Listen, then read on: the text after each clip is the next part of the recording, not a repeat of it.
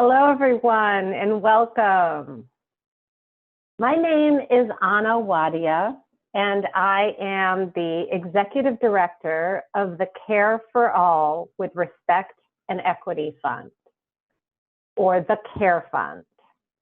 I'm a woman with light brown skin and long brown and gray hair, and I'm wearing a multicolored striped blazer today. Behind me is a light yellow background with the CARE Fund's logo. I use she, her pronouns, and my apartment building in New York City is on Mohican and Lenape ancestral land. I'm just thrilled to welcome you to this webinar today and to see the outpouring of interest in understanding the role of private equity and corporate interests in the care sector. Today, we're using the Zoom webinar format, so only our moderators and panelists will be on camera. We have enabled closed captioning, and all the speakers will describe themselves and their slides just as I did. The session is being recorded, and we'll share the recording and the slides with everyone who has registered, and we may also post it on our website and disseminate it more broadly.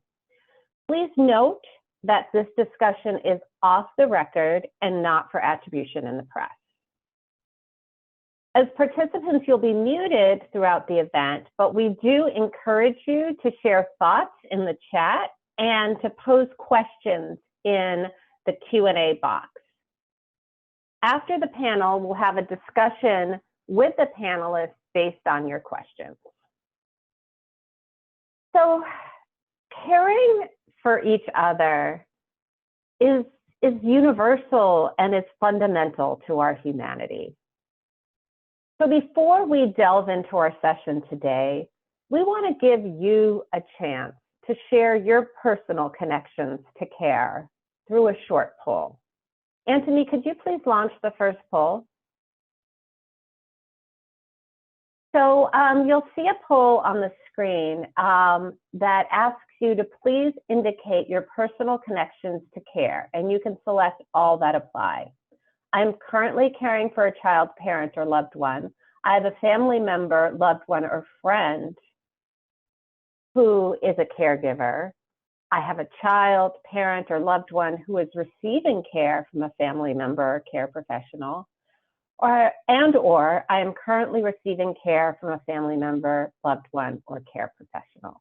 So please take a few minutes to answer the poll. So as you can see, at least some of you answered all of the questions. The vast majority of you have a family member, loved one, or friend who is a caregiver, and many of you have family members receiving care and are caring for others. So I think we can stop sharing the poll now, please.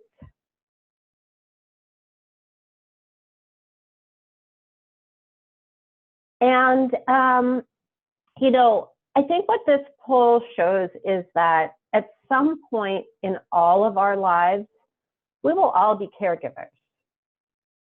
And of course, at some point in all of our lives, since we all start our lives as infants, we will all benefit from the care of our loved ones and of professional care workers.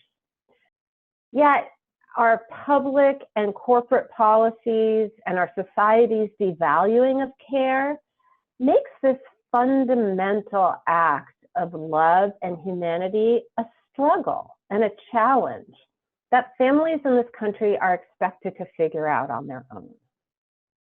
That's why a diverse group of funders came together to create the CARE Fund. We seek to leverage and align resources at scale to support movement building for an equitable, publicly supported care infrastructure. At the CARE Fund, we bring a holistic perspective to care and caregiving, across the life cycle and across generations in order to improve the livelihoods of paid and unpaid caregivers and the quality of care for all who need it. We believe that such a holistic approach is essential to unraveling the legacies of racism, sexism, ageism, ableism, and all the other oppressions embedded in our care economy. The Care Fund is therefore proud to support movement building, policy innovation, equitable implementation, and narrative and culture change across the care continuum. That means early care and education, paid leave, long-term services and supports, and improving the quality of care jobs. For more background on the Care Fund, please take a look at our website, which we'll put in the chat. Over the past year, Care Fund grantees and funder partners have increasingly raised questions about the impact of privatization and especially private equity on the care sectors and how that really is impacting our ability to achieve our goals. We decided to dive into exploring that question because it really dovetails with the DNA of the Care Fund. It was a direct response to a priority identified by our grantees as essential to achieving our goal of universal and equitable care systems. The trends that our speakers will talk about later today cut across the care sectors, including home care and child care. The impacts will be felt by both care consumers and care workers, and we can only address these trends by building power together. Now, we didn't want to wait until we had all the answers to bring you into this discussion. Honestly, we're still trying to figure out what the right questions are. So today we are inviting you to join us on our learning journey. I want to thank the whole Care Fund team for all the work that has gone into bringing us to this moment, and call out two team members especially. First, our consultant, Puja Dhawan, who has been interviewing many stakeholders in the field to learn as much as we can about this topic, and who has organized this webinar. And secondly, our program coordinator, Anthony Scarano, who is making all of our Zoom magic work behind the scenes today. In a minute, I will ask our panelists to introduce themselves. But before I do so, I wanted to acknowledge why one of our panelists, Jamila Headley, is not with us today. As many of you know, Jamila co-directed Be a Hero with an incredible and inspiring hero for care, Adi Barkan.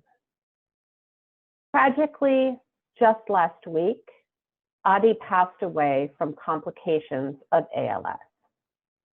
As I told Jamila when I heard the devastating news, Adi was such a survivor and such a fighter that it's actually hard to imagine that he's not still with us. At this heartbreaking time for the care movement and for the Be a Hero family especially, Jamila is, of course, not able to join us today. If you'd like to learn more about Adi's leadership in the movement, we will put Jamila's tribute to him in the chat. It is now my great pleasure to ask our panel of experts and advocates to come onto the screen and introduce themselves. Thank you so much.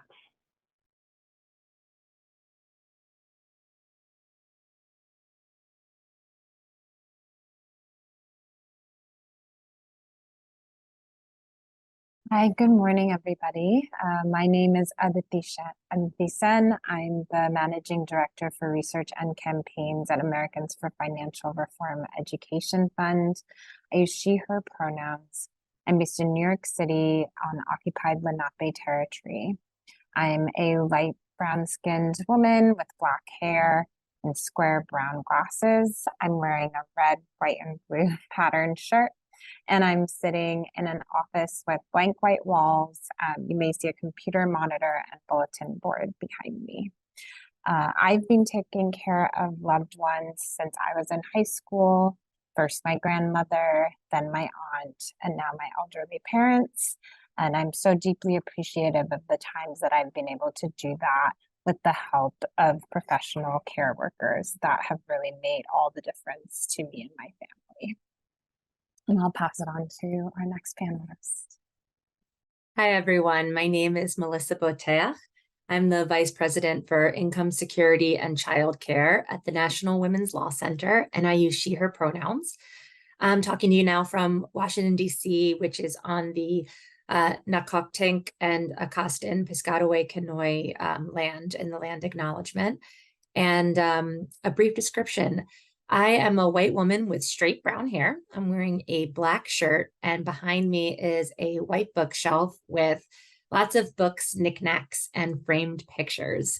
And I will pass it to, a personal connection to care. I'm a mom, and I've, cared for my own children. I've helped my parents out at various times when they've needed caregiving.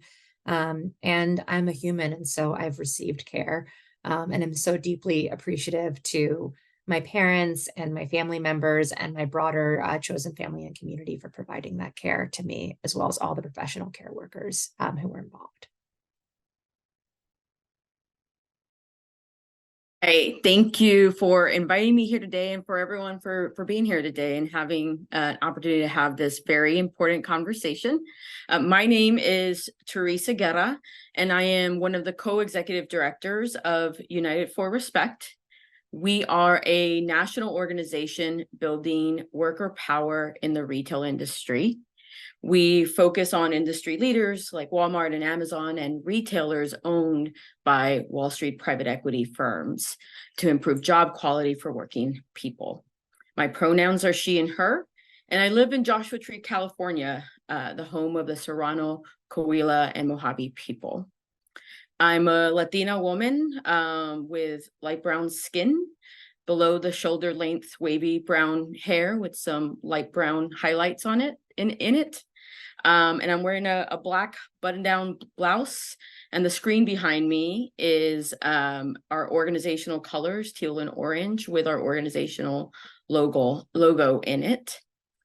And when I think about my connection to care, what really comes top of mind for me is I grew up with my grandparents, and I always think about the wonderful women who provided end-of-life care for them, and all of the important support they gave my family, all the kindness they brought, and the levity sometimes that we needed in a very difficult time. Thank you all so much. I really appreciate you all sharing your connections to care. And now we're going to delve into the meat of this webinar, turning first to you, Aditi. There's some people in this audience who know a fair amount about how private equity operates, and some that are just beginning to learn about this topic. Can you give us a quick primer? What even is private equity, and how are private equity deals generally structured? Could you also share why we should be worried about private equity investments in the care sector? Absolutely. Thank you so much, Anna. So private equity is actually one of those triumphs of naming. This industry used to be known as the leveraged buyout industry, and was kind of associated with the negative Gordon Gekko, greed is good vibes of the 1980s.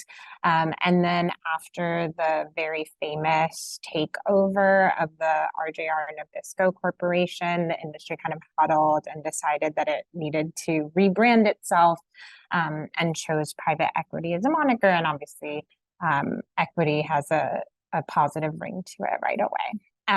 And private equity is a source of capital for companies in our economy. It is one of the major pools of private capital. I think historically we think of the stock market as a place where companies can go and list themselves and sell shares and get additional capital to be able to invest and grow their operations. But since the late 1990s, there's been a significant growth in the private market. So that includes private equity, hedge funds, venture capital, and that's increasingly a larger and larger share of where companies in our economy are getting their investment. Private equity is now coming to about 6.5% of US GDP. And the 5,000 private equity firms in our economy control about $7.8 trillion worth of assets. So that's about 18,000 firms that are backed by private equity. And in contrast, the number of publicly traded firms in the United States has dropped by 50% in the same time period of extraordinary growth. So now there's only about 2,400 publicly traded companies in the US. So private equity is really a very significant source of capital for huge swaths of our economy. The reason that this is of concern to us at Americans for Financial Reform Education Fund is we really keep an eye on financialization and the importation of Wall Street and financialized logics into other sectors of the economy.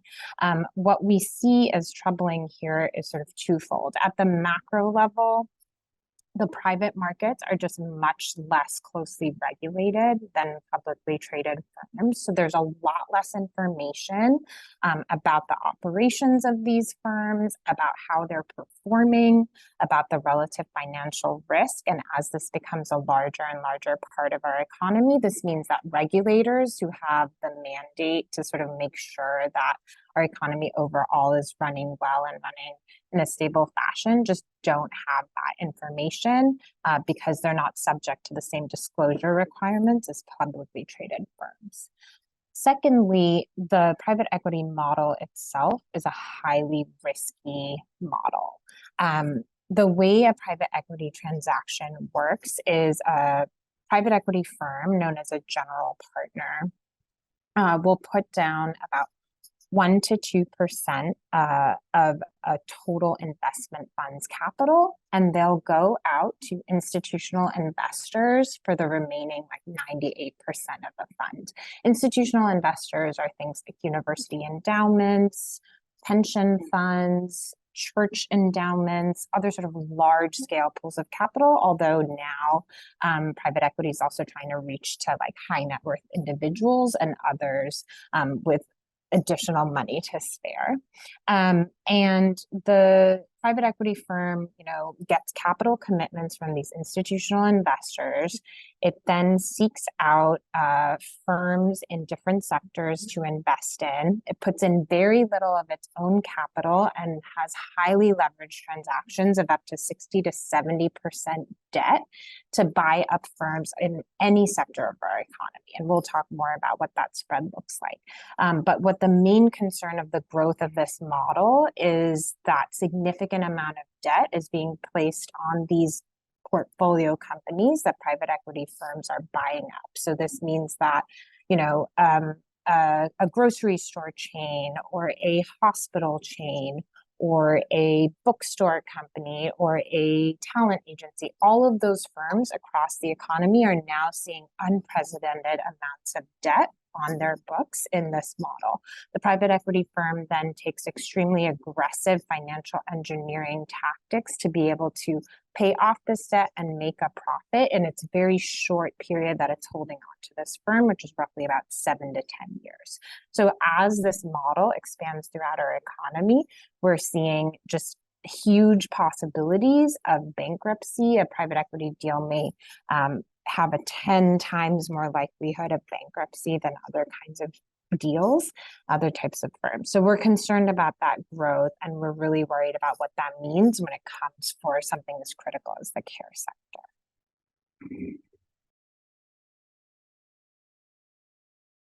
Thank you so much, Aditi. Melissa, now turning to you. The National Women's Law Center is at the beginning of researching and better understanding trends with respect to private equity investments in the childcare sector. Could you share some of your initial learnings and what are some of the concerns we need to be most attentive to?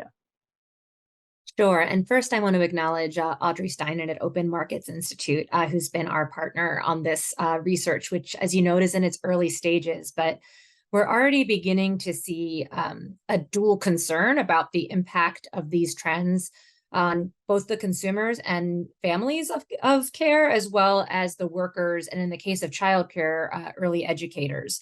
And so that's one of the reasons the National Women's Law Center is so interested, is because these populations are overwhelmingly women and disproportionately women of color in terms of care workers. And so it's important that we understand early on some of the challenges that could be coming towards this sector. So specifically, there are a few private equity practices that we're starting to observe in other sectors that could be affecting childcare. One of them is roll-ups. So increasingly, private equity has been relying on the serial acquisition of multiple smaller companies in the same industry, and then they roll it up into a single chain or a franchise. And this makes it easier, for example, to achieve economies of scale, to centralize administrative functions, and then also to command monopoly pricing power. And we're already starting to see this happen, actually. In the wake of the American Rescue Plan dollars expiring, we've been getting reports of small providers getting calls and letters from private equity firms offering to buy them up. And that would be, for example, a roll-up tactic. And Aditi said this also, but once they have this company for a short period of time, they're doing everything in their power to maximize profits. And so that often means restructuring so that any profits are going towards investors as opposed to being reinvested in the firm. It means cutting costs. That could be firing workers, cutting their wages, raising revenue by raising prices, or shifting the client base, to example, to serve people who pay the most for the most expensive services or products. And these are particularly concerning practices in a sector like childcare, where cutting corners for serving children and families, or taking a workforce that is already earning poverty level wages and further exploiting it, are especially problematic. We often talk about childcare as a public good. And so the notion that we're going to be fighting for public dollars in order to invest and build out a childcare sector that could be financialized is something that I think we, as a movement and as a movement that is connected to a whole range of other movements, want to be getting ahead of. So just a few other notes of sort of our early findings, because the way that this can actually play out in real time is, I think, a similar playbook as we've seen in other sectors. And that includes things like exclusive contracts. So employers who fund childcare, for example, will face incentives to sign with KinderCare, Bright Horizons, or other large providers that require their employees to send their children to only this provider if they want to receive the benefit. And we know from our experience in childcare policy that a mixed delivery system that gives parents choices is the best practice. Another thing we're noticing is vertical integration. So this means, for example, that the private equity firms might be buying up childcares, then they might also buy up things like curriculum materials, and then require billing services and require their childcare providers to use those products. So they're making profits across multiple verticals. And as noted earlier, the quality might suffer if standards are not properly enforced. And again, if you start to consolidate and really to diminish the market in childcare, you're going to reduce worker power and keep wages low. The last point I'll make, which I think is actually a really important one, is that the sector has not yet been financialized to a large degree. And so that in part because we have not yet put the public dollars in childcare that is really needed to build the sector that we want to have. And so we have an opportunity before that happens, before the next big windows, to really craft policy that includes guardrails that protects against some of these destructive behaviors. And the time to do that is now. And so this could have both prevent in childcare what has happened in a number of other industries, as well as present an opportunity for learnings in other fields. Thank you so much, Melissa, for giving us that overview of what has happened and what can happen in the childcare sector. So now we'd like to turn to the home care sector and go back to you, Aditi. Earlier this year, Americans for Financial Reform released a report on private equity investments in the home care sector. Can you share what were the major takeaways? What do we know about private equity investment in the sector so far, and what do we need to be concerned about? All right, thank you so much. So a lot of what Melissa is describing in the overview of the childcare sector and its characteristics really came up in our study of the home care sector as well, because there are significant similarities between the two, right? So home care is also traditionally a pretty fragmented ecosystem, and we think that's good, right? It allows for a large number of providers. It's allowed for many women of color to be able to deliver childcare and home care services. And that's exactly the kind of market that private equity is looking for. So because roll-ups are now one of the primary strategies of the private equity sector, we were able to find that now approximately 50% of all MSA markets have private equity firms involved in the home care delivery system. One of the surprising findings was that the markets in which private equity is present generally have lower degrees of concentration than the markets in which private equity is not present. But actually, if you think about that, it's not that surprising. It's because we're catching it at an early point in its entry into the market, and they are going to choose those markets that are more fragmented in order to be able to take advantage of rolling up those firms and gaining greater and greater market share. That's going to be where you get the high growth, the high profitability. So what we're seeing is the early point, and what I imagine will happen is if we rerun this study, we'll see those levels of concentration and those markets with private equity recently coming in going way up. We found about 500 home health agencies, about 6% of the universe that we studied, were now backed by private equity. And when you ran the pretty onerous ownership analysis to be able to get behind that chain of corporate control, this came back to about 37 different private equity parent companies. So a significant degree of concentration there.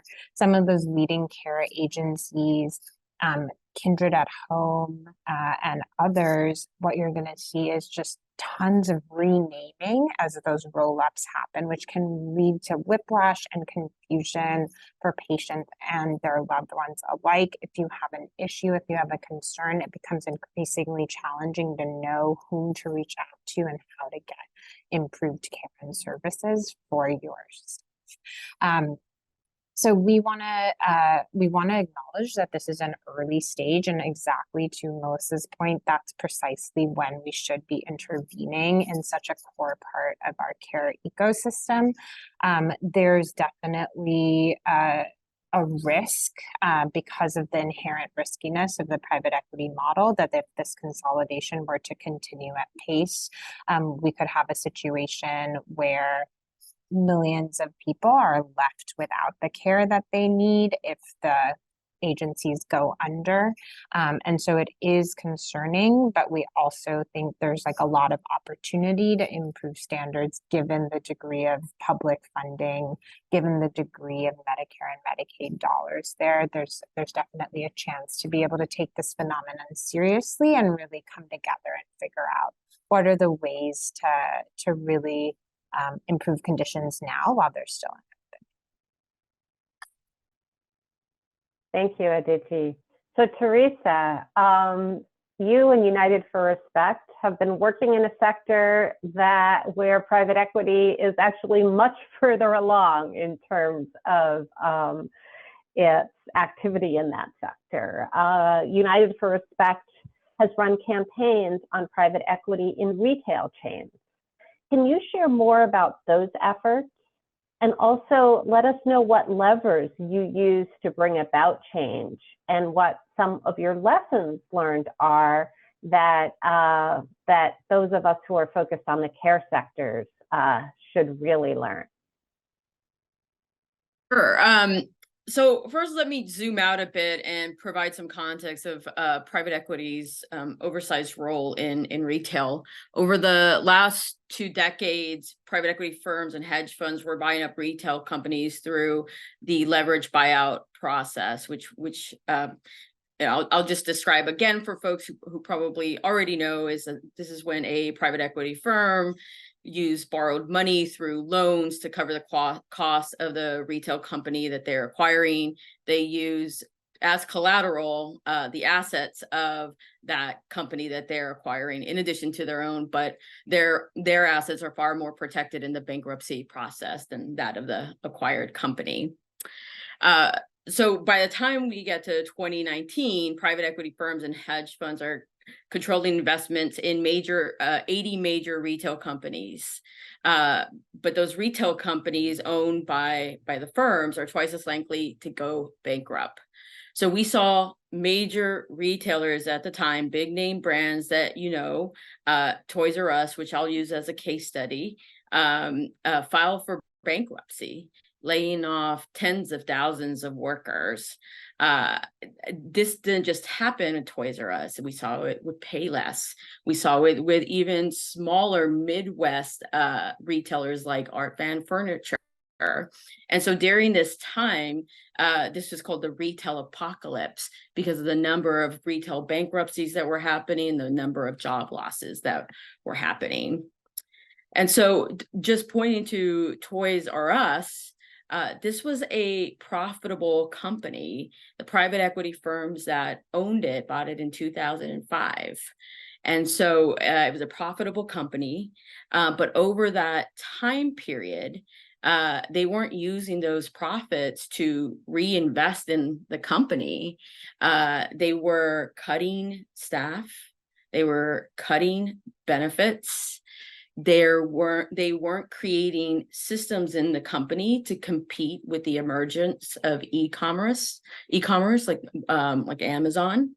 And in addition to that, they were charging extraordinary management fees from the to the company, Toys R Us, to pay back to the firm, and then selling off assets as well. And so all of this contributed to the bankruptcy of Toys R Us, and all the stores shut down over the summer of 2018. And that's when we began talking to workers earlier that year. And it started off with conversations online between Toys R Us workers across the country. And we brought them together to launch a campaign. And we used a lot of different strategies to win. So first, it started with public pressure and really getting them to map out their networks all across the country. Many of them had been there for decades, had moved from store to store, depending on where they were living. And so we really used public pressure and direct action to bring attention to what was happening. I think those who were working at Toys R Us, they had a really good analysis, especially when directly talking to the press or others about what was happening to them, and they could describe it over time. They were building visibility in their communities as well. And we weren't doing this alone. I think it would be remiss if I didn't talk about the great partnership we had with Americans for Financial Reform, with also, I saw Jim Baker come on earlier, and Center for Popular Democracy. We were bringing others along to build a movement to support these Toys R Us workers. We were leveraging our conversations with pension funds too. Toys R Us workers were visiting pension funds to talk about their experience and what is their responsibility to workers as they were thinking about investments as well. We use public pressure, political pressure by talking to elected officials as well. We had a number of elected officials, state senators, state and local, who contacted those private equity firms and asked them to contribute to a hardship fund. So when we calculated it, we knew that those workers, 30,000 workers, deserved a 75 million hardship fund. What they ended up getting was just north of 20 million, far less than what they deserved. But that would not have happened if it wasn't for their bravery to step up and talk about what was happening, and all of the different groups that came in to add pressure to those two private equity firms who drove Toys R Us into bankruptcy. Thank you, Teresa, for recounting that story of real power building, and also opening the eyes of so many of us to what was happening in the retail sector. So Melissa, back to you. You are an advocate for care, for childcare, and for care more broadly. So we want to hear from you, how does private equity investment in the care sector fit into the overall movement to achieve publicly supported universal care infrastructure? What are some of the things we need to be thinking about with respect to private sector involvement as we work to transform our country's care system? That's a great question. And, I think the child care sector is not on its own going to solve private equity. And in fact, I think there's no sector who on its own is going to solve this. But we're starting to see trends across the board, which provide an opportunity for cross-movement collaboration to think strategically about how we want to address this. And so in answer to your question, I think the work that we're beginning to do right now on private equity with Open Markets Institute and in collaboration with other partners like Community Change or the Childcare for Every Family Network, this is part and parcel of the larger campaign to win childcare. It's not just an intellectual exercise. We need to really think about how this work, this research, and then the power we need to build in light of what we're finding fits into our long-term theory of change, so that we can, over the next several years, be preparing and educating lawmakers. We can be preparing and educating partners, and that the people who are most directly impacted and seeing this in real time, oftentimes the small and Black and brown women-owned businesses on the ground, can be informing and driving the ultimate solutions to what we need to do. We've been, as part of our research, we've been looking at hospice, at nursing homes, at autism services, et cetera. And one of the trends there is that when there's new government funding or increased government funding, it's followed by the rapid entry of private equity. And then from there, the roll-up happens. There's subsequent consolidation, which raises the cost of care and reduces the payment to already low-paid workers. And so I think that this is not rocket science. We see it on the horizon. And so it's really on us over the next several months and years to align around a strategy, which is what sort of the project we're doing with Open Markets Institute and several others is about.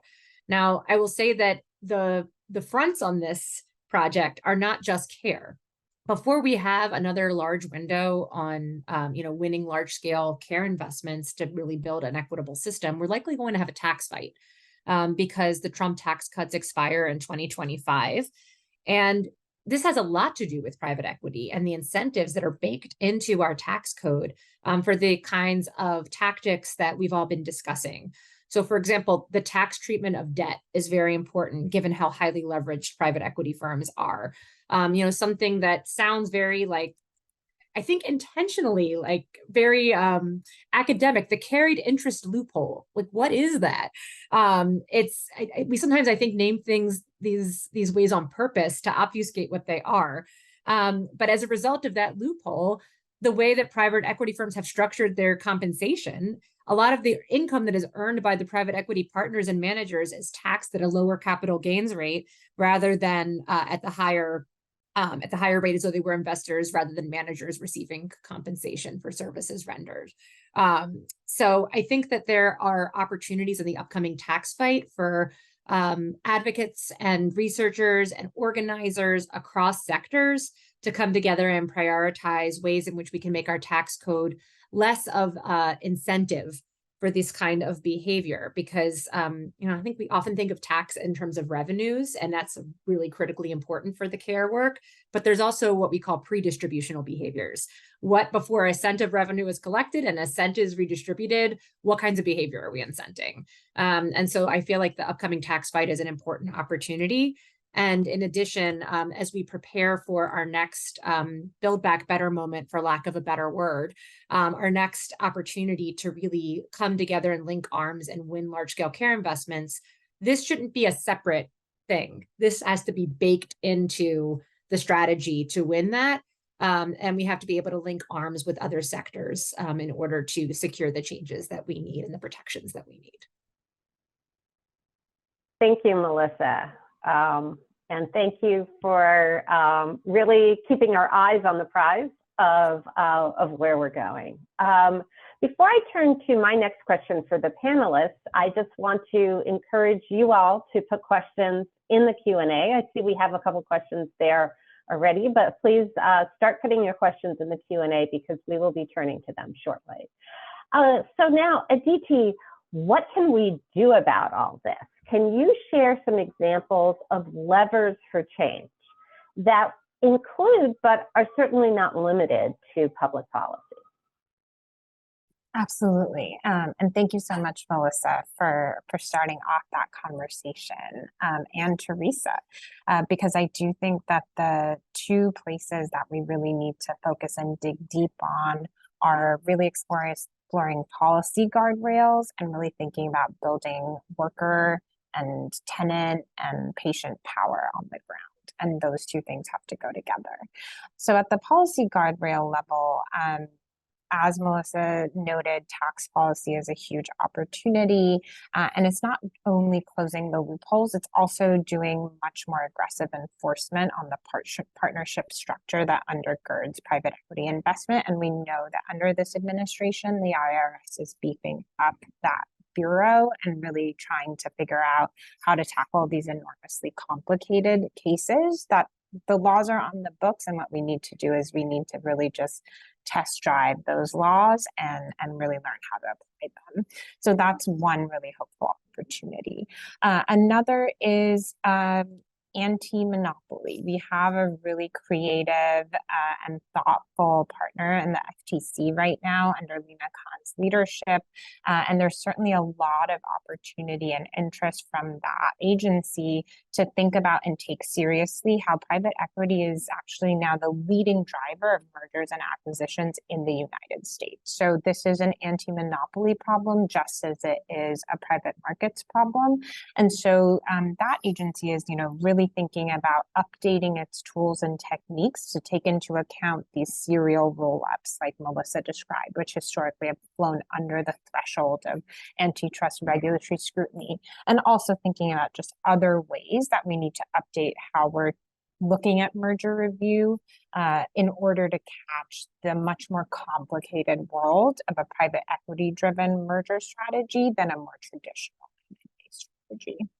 We also have really significant opportunities if we can build the political will to take a look at the bankruptcy code. It might not seem like the most exciting political fight of our time, but actually there's so much there that we could be working on. So with the leadership of United for Respect and other partners, we developed the Stop Wall Street Looting Act that really wanted to take a look at the mechanisms of financial engineering that are so pervasive when a private equity firm takes over a business in the real economy and starts sucking all of the money out of it using dividend recapitalization payouts, stripping the assets through sale leaseback agreements, and really thinking about what are ways to restrict that so that more of that energy and attention is going to actually improving the business instead of just lining the pockets of one or two private equity executives. So there are ways to think about, joint and severable liability so that incentives actually start to line up again, so that the source of investment the general partners, the limited partners, and the portfolio companies are all kind of thinking about this in the same way, instead of having such a skewed relationship where all of the risk is borne by the companies that are being taken over and none of the upside is going there. So there's some significant opportunities there. And then I think very importantly, worker power and power on the ground. Private equity really has been able to take over in this rapacious way because it obfuscates itself.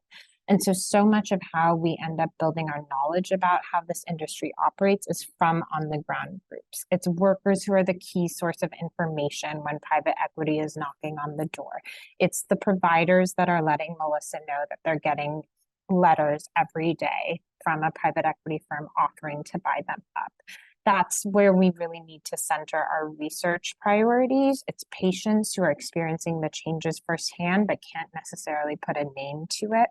That's where I think we have to focus on developing a better understanding, because this industry is innovative. It changes how it does business. And the only way to stay up to speed on that is by building these deep relationships with all of these different communities that are experiencing the same set of behaviors, but may not be talking to each other. So that's why sort of cross-sectoral and multi-issue organizing is so essential, because we've got these lessons learned from different sectors. By bringing folks together, you can also help create this sense of it's not inevitable. We have an option here. We can learn together and start to build an alternative model, but we won't be able to do that if we remain totally fragmented. And the only way to really take this, economy-wide phenomenon is by coming together and comparing notes and really developing that alternative vision for how we, already know how to run these businesses, already know how to deliver care, but really need to put that all together. I just want to give a shout out to Aditi for bringing so many of us from different sectors together, and to Americans for Financial Reform for doing that work. I know I've learned so much in the past couple of months from you. Thank you, Aditi, and thank you, Melissa, for pointing that out. Now, Teresa, I'd like to come back to a point that Aditi raised about worker organizing and worker power. Can you share from your perspective why this is so important? And, we have a lot of funder colleagues on this call. What do they need to know about how to effectively support this power building work? Yeah. Well, we believe that we had to win at Toys R Us because of worker power, 100%.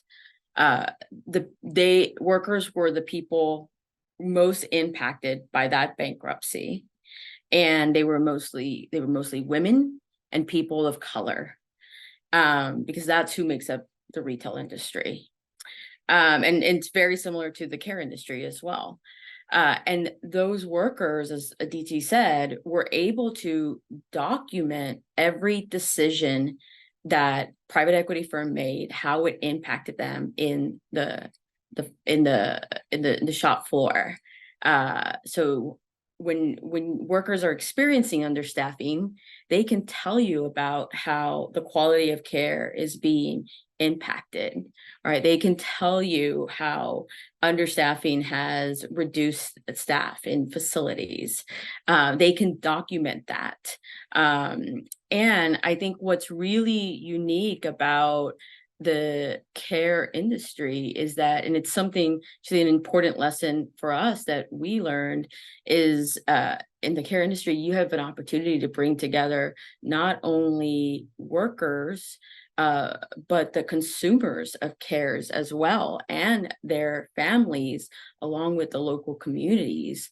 I think when in one of our campaigns, or particularly our PetSmart campaign that's owned by a private equity firm called BC Partners, one of the key things we tried as a new strategy was trying to organize consumers, and so not just workers. And it took a lot of work. It took a lot of resources, and we soon found out we didn't have the capacity to do that in a way that we needed. And I think that if I was talking to a funder and tell him, like what is that we need to be more effective is more resourcing to be able to not just build worker power, but how are we bringing consumers of care along? How are we bringing their families along? How are we bringing communities along? Private equity is a huge giant. I'm going to sound repetitive when we say this, when a plus one it, I'm going to say it again, though, it's going to take people across industries, workers across industries coming together to take it on. And I think the last point I'll make here is that private equity in retail, that the way it's showing up in retail is changing. And so they came in, they extracted, and now they're pulling back. And so they're not buying up as much as they can anymore.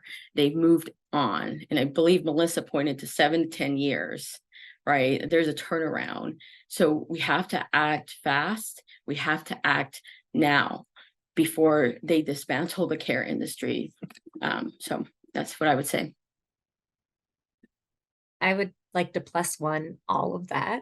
Particularly one of the points I was going to make was that I don't think it's necessarily unique, but it's more emphasized in care is the consumer and worker perspective.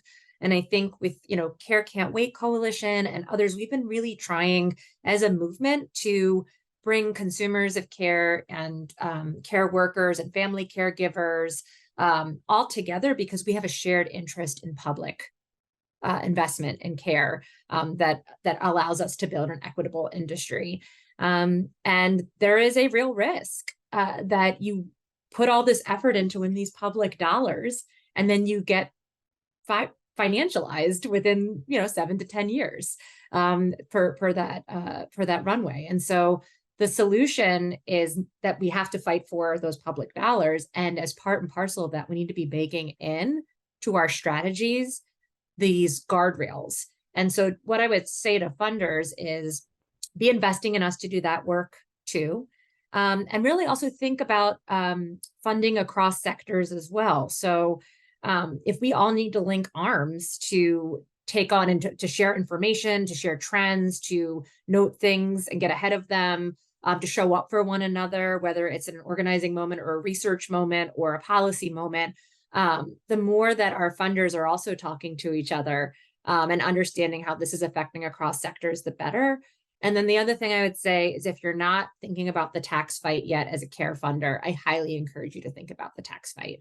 I think it will be an important, not the only, I think Aditi named a number of different fronts, but it is a pending front on which some of these policy questions will be addressed. And it has multiple reasons that the care movement has to care about tax, both the revenue side, like we need revenues to support our care investments, but also some of these pre-distributional policies. And so I guess my plea is as we're getting organized across our movements, get organized across funding movements and think about how we can support cross-sector strategies, as well as invest in current grantees to be able to add this work, because it is work to understand, it is work to get up to speed and really think about how we bake this in to our future strategies.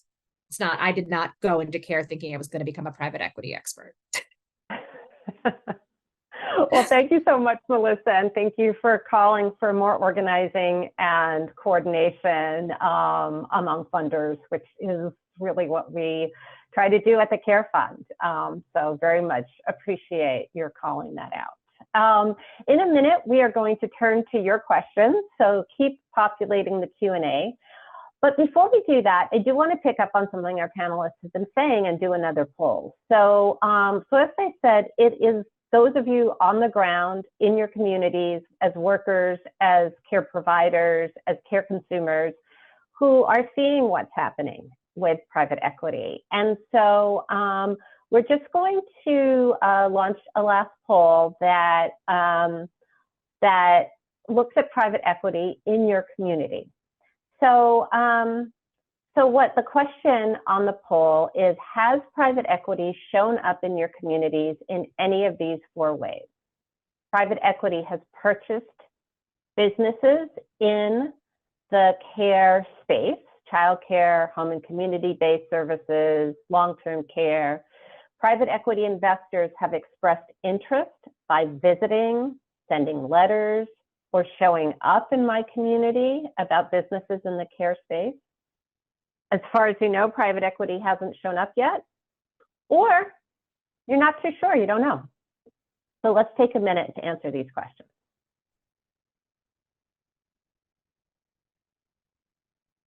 So, so it looks like almost half of you have said that private equity has purchased businesses in your community. Some of you have noted that private equity investors have expressed interest in businesses in your community. Just 2% say private equity hasn't shown up yet. So that's a pretty low amount. And a lot of you aren't sure. Almost half of you aren't sure. So, so we all have a lot more learning to do.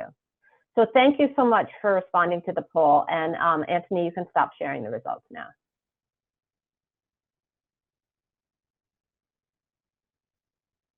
So with that, I would like to turn it over to my colleague, Puja Dhawan, to now look at the questions that you all have put in the Q&A box and address those questions to our panelists. Thanks. Great, thanks, Anna. And we definitely have some good questions, so please keep populating and we'll get to as many as we can over the next kind of half an hour or less. So one of the first questions is there a list of these private equity firms, and maybe even just broader than that? Some of you spoke to like obfuscation and kind of lack of information. Can you share around like what is transparency of who is doing this work, and how, what do we know about them?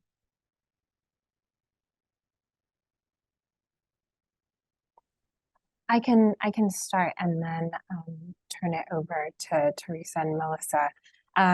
So yeah, these are not necessarily household names, but they are some of the largest conglomerates in our economy. And that's just kind of an irony built into the sector, and really points to this idea of like a giant in the shadows operating with very little sort of public awareness. Many of you are doing a lot of work to change that. Some of the largest firms that operate in this space are Kohlberg, Kravis and Roberts, or KKR, the Carlyle Group, Apollo, and there's many others, the Blackstones of the world. But then there's also a tranche that operate quite distinctly, that are not these like multi-industry conglomerate models, but are instead very highly specialized and focusing on particular sectors. And you see a little bit more of that in healthcare than in some of the other industries that we've talked about. So there are sort of like highly focused private equity firms that will only invest in healthcare, they may only invest in software technology, or they may only invest in bill collection. Like there are also this tranche in some of the work that we've done with partners on this call, fossil fuel investments. There's like energy specific firms, and then there's also the practices of the big conglomerates, and we have to approach shifting industry practice in slightly different ways depending on which model. I don't know, Teresa, if you want to talk about kind of who all was involved in the Toys R Us example that you have raised, and then Melissa, I'm sure your research is also pulling up some of these factors. Yeah, I mean, the two private equity firms that bought up Toys R Us were KKR, who we named, and Bain as well. And we've encountered our for PetSmart, it's BC Partners. And I mentioned our Art Fan furniture campaign, I think very, very briefly in passing in one of my responses. And that was TH Lee, which is a smaller firm based out of Massachusetts. And so those are a few of sort of the names, but I'll just say, like, it is likely that we have encountered private equity in our communities in a lot of different ways and a lot of different angles. I'm just thinking what comes to mind, one of our members who worked for Toys R Us and had this experience with private equity in her job. After she lost her job, she went to 3 different payday loans to make ends meet, and 2 of those payday loan companies were owned by private equity. So this was just a way that she was just encountering private equity in her life. And so I think you'll see that there's just different intersections that people are experiencing from multiple angles from PE. And I just put in the chat a link to some work done by the think tank Capita that recently released a study they had done on sort of where is private equity located and what share they have in the market. But just to provide a quick summary, they give you, for example, North America's largest for-profit childcare organizations. Not all of them are private equity, many of them are. And the PE company behind them, Partners Group, Switzerland-based, American PSP Investments and American Securities. Bright Horizons was previously Bain Capital, but is now publicly traded. Rourke Capital. So again, as Aditi mentioned, these are not household names. I think that's part of what is hard about this. Is it's not something that most people are aware of. What is this Rourke Capital? This doesn't sound like something I need to be concerned about. And so I think that that work is really useful. That research is helpful to see where this is really taking root, and to help inform some of the efforts to think about how we build the kind of care as a public good sector that we want to have. Thanks, guys. There are lots of questions about solutions and guardrails. One of the first ones is, can you comment on viable alternatives to the private equity situation with respect to the home care sector? What about independent contractors or cooperatives? That comes from Samantha Morales. Thank you. I don't know who feels best able to answer that one or jump in. I can speak a little bit to what a shape of an alternative starts to look like, which is, again, less on the positive vision and more on the like immediate need, but then I'll go to the positive vision as well. I think what we've talked a lot about here today is like this opportunity to have more expansive public investment in the care sector. And I think we're all aligned around that need. And that's where the interpenetration of the private equity model is particularly concerning, because what ends up happening is private equity will suck out some significant portion of that hard-fought public revenue that advocates are pushing for and able to actually win at their victories.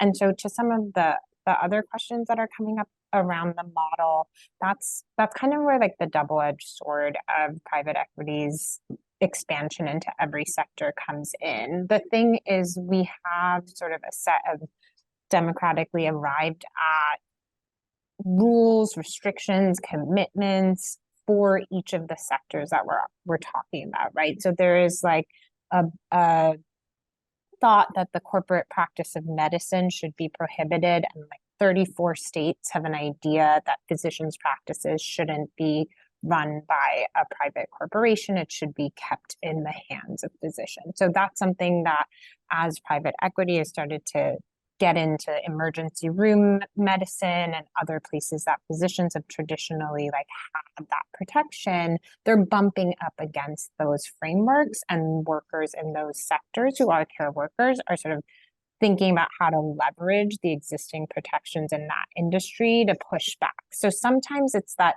there's already an alternative model. It's what we've all built and fought for and won over decades of organizing. And what we need to do is really think about how do you bring that to bear on this industry that's coming in. Another example of that is like staffing ratios in nursing homes has been a long-standing fight from many of the patient care advocates as well as the worker organizing powerhouses out there. And the Biden administration, just put out a novel set of rules and regulations really trying to implement staff and care standards attached to the federal dollar for the first time. And what we know is that's going to actually serve as a protective mechanism, because it's going to make that industry a less appealing sector for private equity to just be able to come in and suck out the money, because there's going to be some floor, There's going to be some requirements for what the standard of care is, what the level of staffing needs to be. And that's really what the alternative model in my mind is. It's like what each of the experts who have done this work for such a long time and the participants on the consumer side who know what they need in terms of the care they need to receive come up with together and then fight together to win is how you're going to arrive at a situation that's more protective of everyone in the ecosystem. I think that that can look a variety of ways in terms of the shape. Is that an agency with independent contractors? Is that a direct employment relationship? Is that a mix of small and medium care providers? I'm not on the care side, so I'm going to turn it back over to those who work on this every day. But to me, it's a little bit more, what are the things that you can develop collectively that allow for heterogeneity of the delivery model? And part of the concern of private equity coming in here is it's obliterating that. It's actually creating this homogenized system that ends up being very brittle once you think about the degree of financial risk that's also coming in at the same time. So I do think it's about sort of more textured and more responsive models, and that's going to look different depending on the circumstances. All of that. I would say all of that. And I mean, just, an example, we're really excited that the Department of Commerce included a childcare requirement in the CHIPS for America, microchip funding that, firms have to, of a certain size, getting a certain amount of money, have to have childcare options. Part of what we recommended in the implementation of that, as we were, commenting to Department of Commerce and others, is making sure that there's community outreach, making sure that there is opportunities for smaller providers, not saying that you can just have a corporate for-profit, childcare provider come on site and that checks the box. And so some of it's like devil in the detail stuff, but I think there's also, Aditi named a number of principles that I think are consistent across the board. One I would add is thinking about what is the time horizon for implementation, because generally speaking, I mean, we have a mess on our hands right now with childcare supply. The American Rescue Plan dollars have expired as of September 30th, and we're fighting for a $16 billion stabilization fund. We are, even long before the pandemic, this was a sector on the razor thin margins where providers were making poverty wages and parents were paying more than they could afford. And then the pandemic just took a situation that was already untenable, laid it bare and exacerbated it. And so the supply is already in a very bad place. So let's say we win all this money and there's going to be a lot of pressure to scale up right away. Well, who's well positioned to scale up right away is people with large infusions of capital. And so I think part of what we have to be thoughtful about in the implementation of any public dollars that we get is making sure that Black and brown women-owned businesses can access maybe the loans or whatever it is that they need to be able to expand to meet that supply, instead of just saying, well, they can do it the fastest, even if it is rolling up all these local things and creating a monopsony where they're going to set, the wages for childcare workers much lower. So I think the timeline is another factor that can be more politically tricky, because you also want to scale supply quickly. If you're going to be giving people dollars to purchase childcare, you want to make sure there's childcare for them to purchase. And so that's part of where part of what Diti's saying about the standards coming in, about making sure that there is, standards around ratios, how many providers per child, standards around quality, standards around affordability that make it so it's not an attractive place to go in and to sort of suck out all the dollars, because you have to be doing something that's in the public good. And I think that there are a lot of creative ways to think about the timeline issue, so that you can build supply fairly quickly, but in a way, again, that supports mixed delivery, so that parents who want home-based or school-based or center-based, or to use a friend, family, or neighbor provider, have options. And that might be a more in the weeds conversation for anybody who wants to talk more later. Great. There are so many questions. Just thank you for speaking to several of the guardrails that we're looking at. One question from Christina Fialo. Apologies if I'm mispronouncing your name. Thank you all for this great panel discussion. In order to put in these guardrails that we're talking about, we obviously need political allies. My understanding is that many of these private equity firms like DC Capital Partners are contributing more to Democratic legislators' political campaigns than Republican ones. Are you seeing this inhibiting support from legislators that otherwise would be our allies?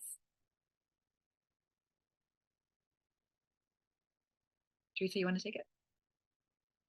Yeah, I'll speak specifically to just our work with AFR on SWISLA. I think, you know, we had brought workers to talk directly to their elected officials, members of Congress, and we had one testify in the House Financial Services Committee, and there were two Democratic, what we thought were allies on the committee, asking pretty hard questions and defending the private equity firms that we were just really, we were surprised by. But what I think caught us off guard is that we found out in the 4 weeks following that hearing, they had received political contributions from those private equity firms.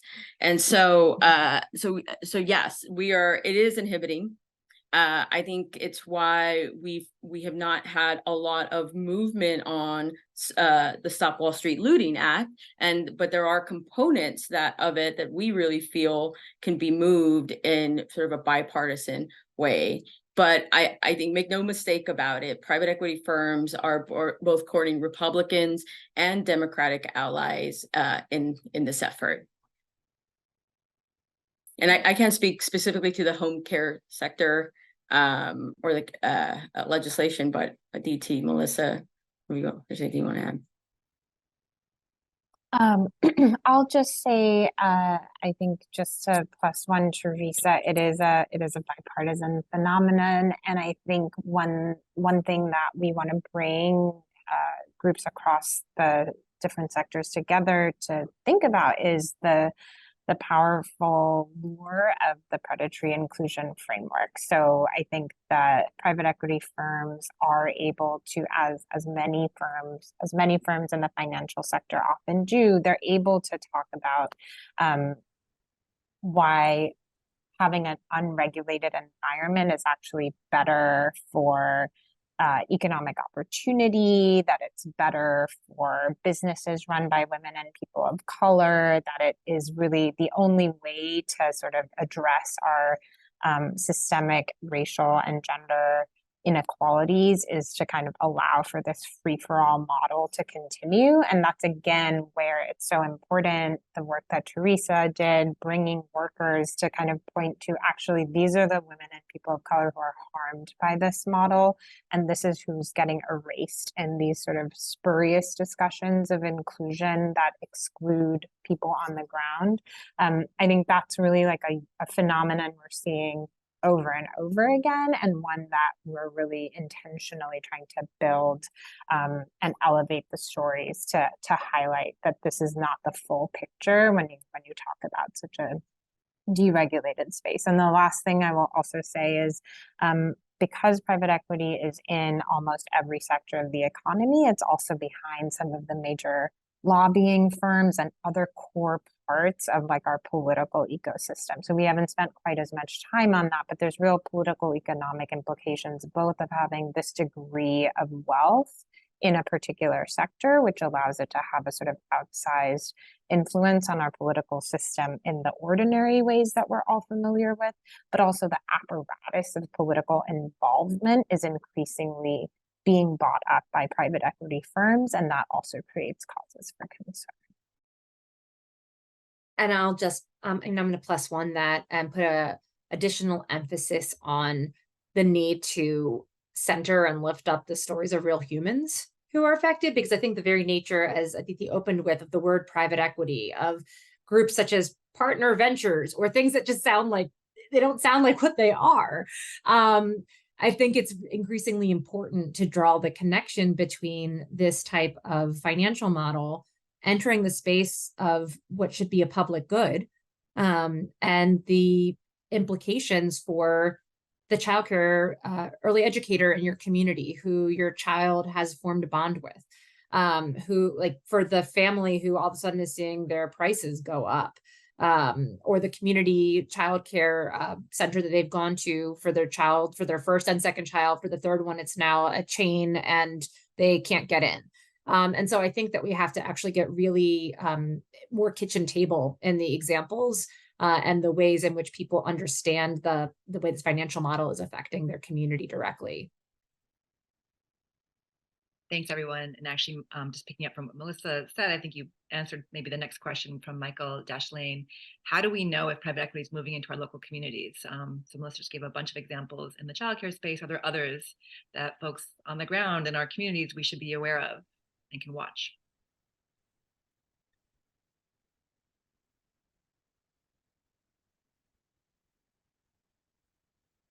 So I think really to the point that both Teresa and Melissa were making, that's the job, is like this is an industry that covers its tracks really intentionally. And so much of our work actually is spending time uncovering those tracks, and it's basically an investigative phenomenon. And so we have to be able to pull together the threads. We have, groups on this call that provide a lot of support. The resources, the research tools, they're not always heavily accessible because we are talking about the private market. So you don't have the same sources of data and information that you would about a publicly traded company, but there are still some. A lot of them are proprietary. So it's like a barrier to groups on the ground necessarily being able to have that intelligence right away about who's knocking on their door. But there's a movement ecosystem here. And so what we found works is being able to forge those partnerships so that we know that a lot of patients are not going to know whether their provider is now taken over by private equity, whether the debt collector is now owned by private equity, but scooping up those names and doing that list work and hearing from you all, what are the names that are problematic? What is causing the issue and the pain on the ground? And then connecting that with the ecosystem of advocates that have the exposure to and the access to the different resources that can help understand, are you talking about a different type of financial actor? Are you talking about a private equity firm? Are you talking about, a nonprofit that is now reached a high degree of consolidation? We see that in the health system space. It's not always going to be private equity, but we also want to be attuned to how much of a gray area there is between all these different actors. They're borrowing their practices from each other, unfortunately.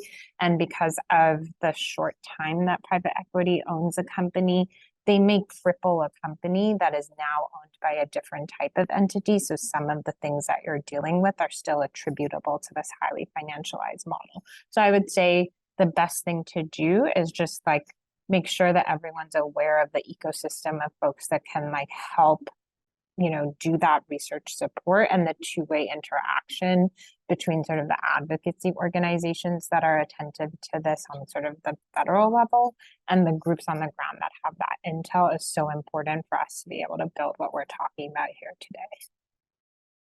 And I want to add that, we're talking specifically about private equity today, but there are a lot of these practices are shared by corporate childcare more broadly.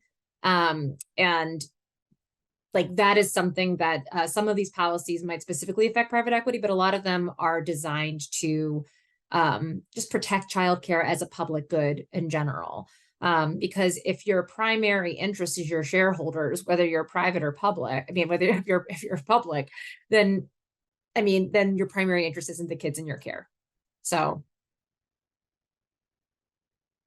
Yeah, I just want to add one piece to this. I think, challenge of accessing what private equity firms are in our community is one piece of it. I think the other piece is the sort of demystifying the financial jargon that comes with financialization, right?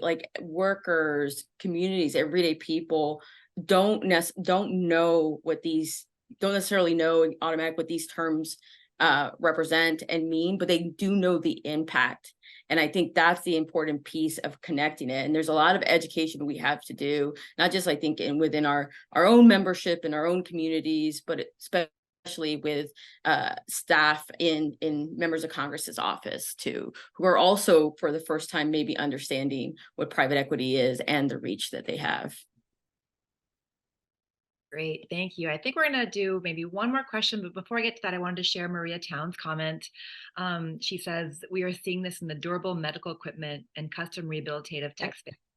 And it's caused things like wheelchair repair times to be incredibly long, causing people's health and well-being to decline and make caregiving much harder.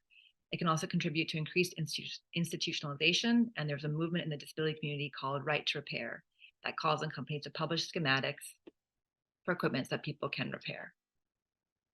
In terms of the last question, there's so many, and I think we're going to try and kind of send some back in follow-up materials in terms of the ones that we didn't get to. But maybe just super quick, Michelle Sternal has a question. Would you argue that private equity is inherently a flawed business model, or would you say that there are appropriate segments of the economy that private equity is suited towards?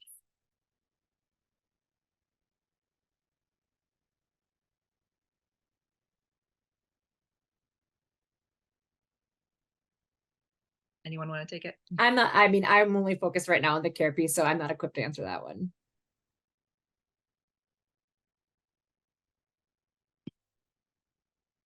But we can move on to the closing if it's.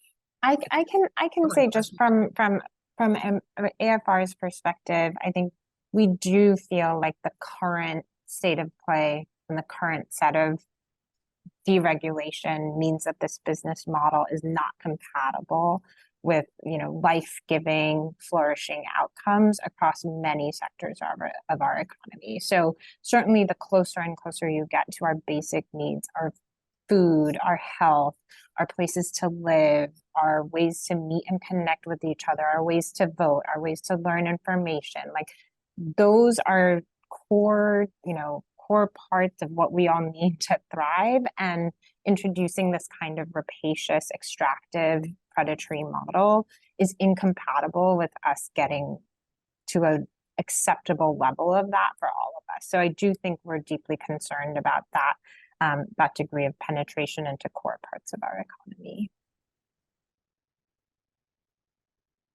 Thank you, Diti.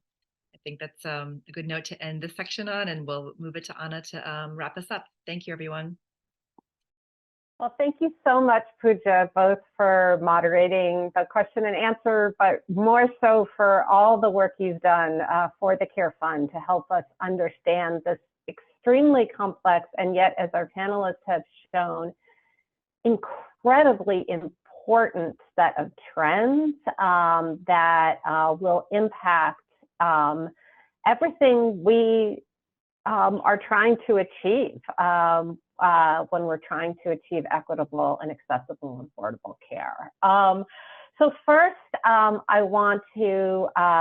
just want to extend a huge thank you to our panelists. You guys did an amazing job of taking what is a really challenging and confusing topic and making it so clear and really bringing it home for all of our participants today. And then I want to thank all of you for taking time out of your busy days to be on this learning journey with us and to share your comments and to share your questions.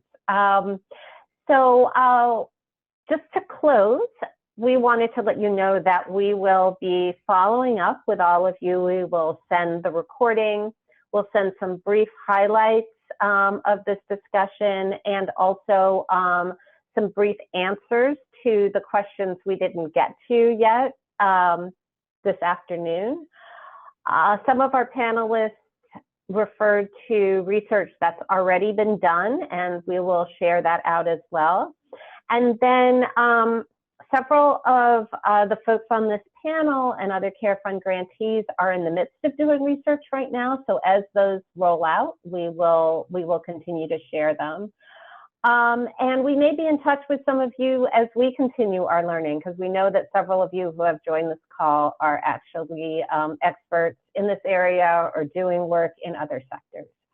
So with that, again, I want to thank all of you, thank our panelists, thank the Care Fund team, and I look forward to continuing to expand our understanding and really build power to create a system where all of the people that Melissa called out, our children, our parents, ourselves are well cared for, and the workers and family caregivers who provide that care also can thrive. So thank you all, and goodbye.